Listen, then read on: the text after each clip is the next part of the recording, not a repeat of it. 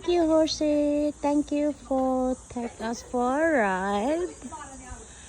And bye-bye. Maybe I'll see you the next time.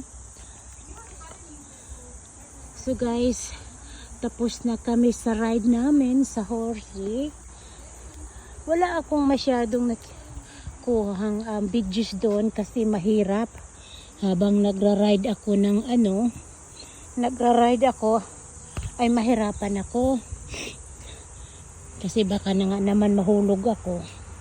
So yung kunti lang ang nakuha kong videos para sa inyo. Mga couple lang, just a couple, is not much, but it's okay. I enjoy it on my holiday. And then ang asawa ko ay nag-enjoy din siya sa pagra-ride ng ng horse.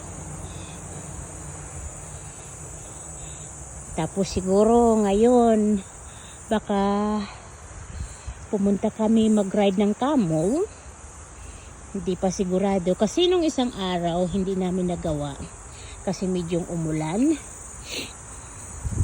Depende kung may oras pa kami. Thank you for watching, guys.